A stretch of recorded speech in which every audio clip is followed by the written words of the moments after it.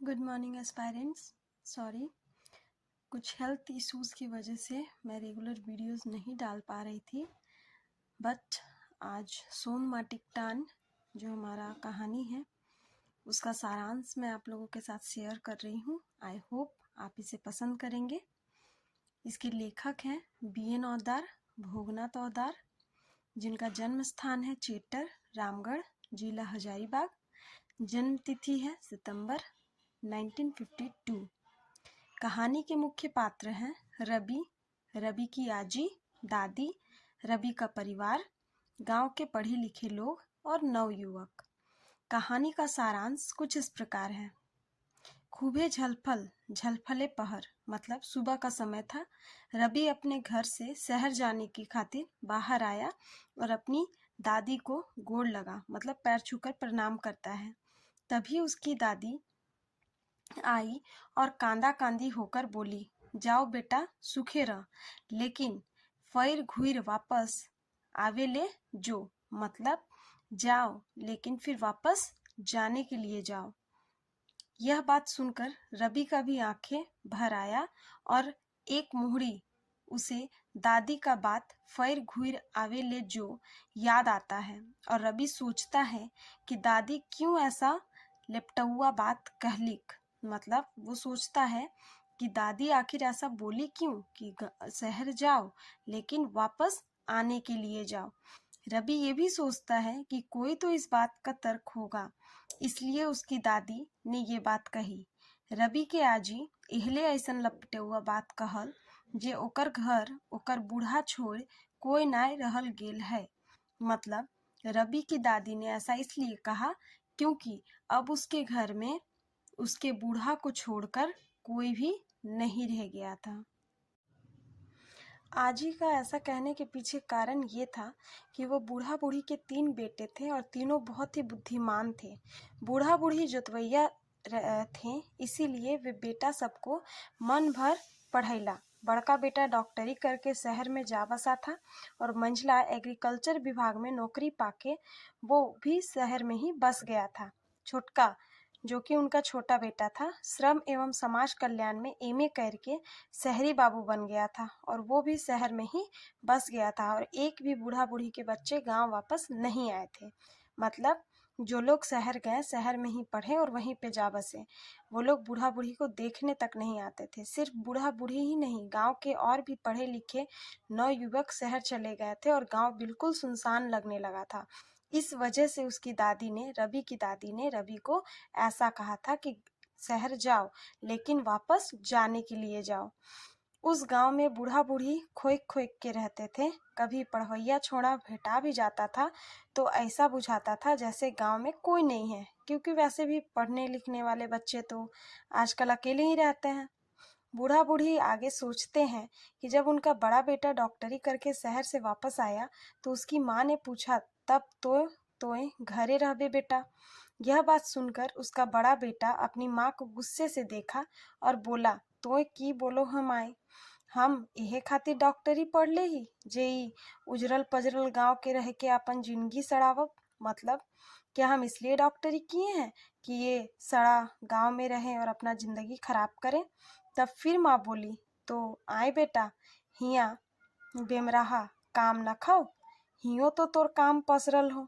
ई तरी कहल जाय है कि बोरेक बिहा तो बोरेक माय पीपर पीछे गेली। इतना सुनने का था और बूढ़ी का बड़ा बेटा फटे बांस की तरह फटफटाने लगा। मतलब फटे बांस की तरह चिल्लाने लगा। गुस्से में बोला, तोर गोदियो, गोदियो मतलब दिमाग नखो तो हम की कहबो। बताओ तो के दिए पार तक हिया हमर फीस, ओते ओते महंगा दवाई किने कोई हिया पारते बोल तो। मतलब उसका बेटा बोलता है कि मेरा यहाँ फीस कौन दे पाएगा, यहाँ पे उतना महंगा महंगा दवा कौन खरीद पाएगा। सब तो यहाँ लंगटा बुच्चा है। तेखन बूढ़ा बोलक, आए बेटा तो तोर फीस नाय दियो से तो मोरिए जाइत, तो मोरत मोरवैया के कोनो टेके पारल है। रवि का बाप बोलता है कि जो मरता है उसे मरने दीजिए, मरने को कोई रोक पाया है। इतना सुनते ही बूढ़ा बोला, ये कौन पढ़ाई पढ़लक बेटा जे खर्चा कर ले जे पढ़ैले ओकरे लंगटा बुच्चा कहे है।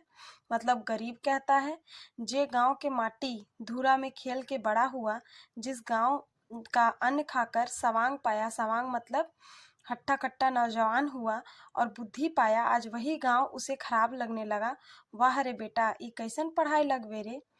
एहे तरी आर दोनों बेटा भी चल गेले।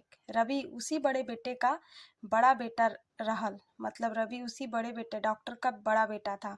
वो भी बाप के साथ रहकर एग्रीकल्चर पढ़ा और अपना गांव कुछ दिनों के लिए आया था और वापस जा रहा था। उसका व्यवहार अच्छा देखकर बूढ़ी आजी ने उसे ऐसा कहा था।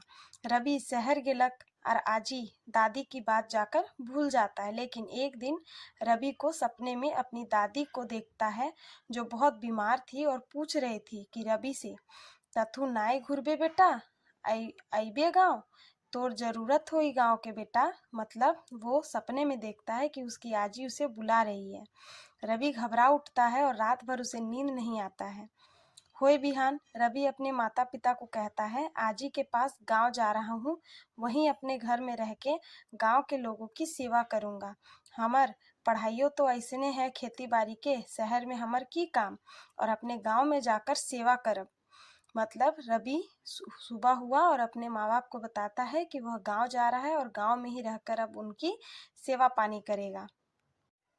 टूटे फूटे हैं, सारा गांव बिखरा पड़ा है, कोई करने वाला नहीं है। बोलने वाला तो बहुत है लेकिन वहां पे कोई करने वाला नहीं है। ओझा सोखा के भरोसे जे बचलक से बचला, नहीं तो गेला। मतलब ओझा सोखा पहले होता था ना पुराने जमाने में कि ओझा नैया से दिखाना है, डॉक्टर का कोई भरोसा नहीं है, उसी तरह से उस गांव में था। वैसने गांव डाइन भूत और आंगुर बित्ता खातिर मार काट अभी भी हो रहा था और गाली गलौज देता रहता था। मतलब उस गांव में जहाँ पे लोग पढ़े लिखे ना हो, अनपढ़ गंवार हो, वहाँ पे लोग क्या करेंगे, ज़्यादा डाइन भूत को ही मानते हैं। और आंगुर बित्ता खातिर मतलब थोड़े थोड़े ज़मीन जगह के लिए वो अपने मार काट करते थे और गाली गलौज तो उनके मुंह में ही रहता था। खेती बाड़ी में भी वैसा ही पड़ा था। और पढ़ने लिखने के उम्र में गिदर सब मतलब बच्चे लोग ताश खेल रहे थे, कोई किसी काम का नहीं। एक दिन रवि देखा कि एक आदमी खेत के किनारे झाड़ फूक कर रहा था। जब रवि इसका कारण पूछा तो पता चला कि धान सब में कीड़ा लगा है और ऐसा करने से धान का कीड़ा खत्म हो जाएगा। यह सुनकर रवि भौचक्का रह जाता है, क्योंकि वो तो एग्रीकल्चर पढ़ा था और उसे तो उस बारे में सारी जानकारियां थी। रवि उसी रात गांव वालों को समझाता है और ब्लॉक ऑफिस से कीड़ा मारने वाला दवा मंगवाता है और सारे धान की बीमारी को दूर करता है। एक रात रवि की नींद आधी रात को खुल जाता है तो वह देखता है कि कहीं से गीत गाने का आवाज आता है उसे। जब वो गाने की ओर जाने लगता है तो देखता है कि ओझवाइन मतलब जो झाड़ फूक करती है वो गाना गा रही है और कह रही है, भाग भागवे की नाय, आर मारे लागल। तब रवि पूछले कि काकी की करे हाँ। तब काकी बोली कि बड़की बहू के भूत डाइन पकड़ ले है, रात भर ओकरा झाड़े पड़ते। रवि उस बड़ी बहू को देखता है और बोलता है कि आप लोगों को जो करना था आपने कर लिया, अब सुबह इनको डॉक्टर घर ले जाइए, हम भी साथ में चलेंगे। सुबह का समय हो ही गया था और बड़की नदी भी बह रही थी, कलकल कलकल पानी कर रहा था। तभी रवि सोचा और नदी के पानी को छूकर कसम खाता है कि अब वह इस गांव को छोड़कर कभी नहीं जाएगा। ठीक उसी समय किरण फूट जाता है। मतलब यहाँ पे जो BN अवतार जी है वो सुबह के दृश्य को